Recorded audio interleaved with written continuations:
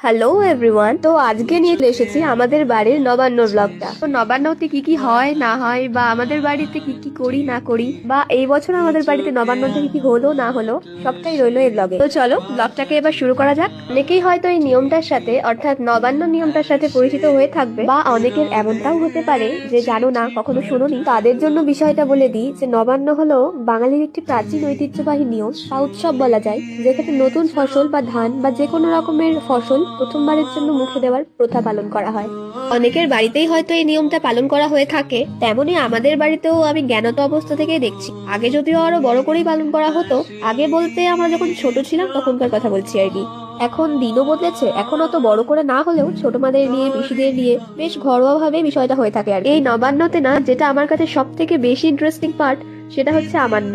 যাদের বাড়িতে নবান্ন হয় তারা তো জানোই আমান্নটা কি। আমান্ন হচ্ছে নতুন চাল দিয়ে এবং বেশ কিছু ধরনের ফল দিয়ে তৈরি একটি মিষ্টি জাতীয় খাবার। খেতে হয় অসাধারণ। যদিও আমি না অ্যাজ আ বিগিনার একটা ভুল করে ফেলেছি, সেই আমান্নর কোনো না ফুটেজ তোলা হয়নি। তোমরা যদি সেই আমান্নর রেসিপিটা চাও তাহলে অবশ্যই কমেন্ট বক্সে জানাতে পারো, তাহলে আমি নিশ্চয়ই একদিন সেই রেসিপিটা দিয়ে দেবো। সত্যি বলতে বিষয়টা এত সুন্দর খেতে হয়, যারা না খেয়েছে তারা হয়তো বুঝতে পারবে না।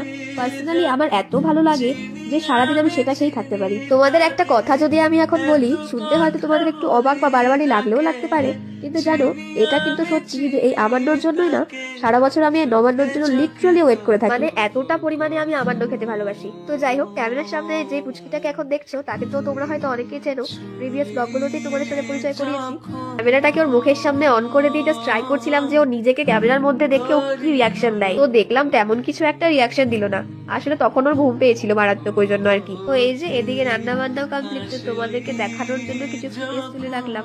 এদিকে আছে পায়েস, এই পায়েসটা নাকি নবান্নতে করতেই হয়। তারপর ওদিকে আছে ডাল, এখানে আছে ফুলকপি আলুর তরকারি, ওদিকে আছে বেগুন ভাজা, তারপরে আছে মশলা দিয়ে আলু ভাজা, তারপরে ছিম ভাজা, এটা হচ্ছে মূলো ভাজা, আর এটা হচ্ছে নবান্ন যেটা মেন মানে স্পেশালিটি আর কি, টক পালকের চাটনি, এটা হচ্ছে কিছু একটা চচ্চড়ি হবে, ওটা শাক, এটা বড়ি ভাজা, আর এটা হচ্ছে ভাত। দেখে বুঝতে পারছো নবান্নতে আমাদের যেটা নিয়ম হলো আর কি, রাত্রেবেলা 9 রকমের তরকারি বা ভাজা দিয়ে খেতে হয় আর দুপুরবেলা খাওয়া হয় দই চিড়ে, তারপর ঘুগনি মুড়ি, তারপর আমান্ন, এসব দিয়ে আর কি।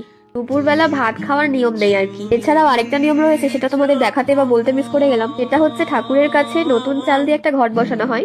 এই ঘটের চালের ভাত খেতে হয় হচ্ছে দুর্গা দশমীর দিন, সেদিনই রান্না হয় এটা। মানে জ্ঞানত অবস্থা থেকে আমাদের বাড়ির নবান্নতে আমি যে নিয়মগুলো দেখে এসেছি সেই নিয়মগুলো শেয়ার করার চেষ্টা করলাম তোমাদের সাথে। তো আজকের ব্লগটা কেমন লাগলো জানাতে কিন্তু ভুলো না।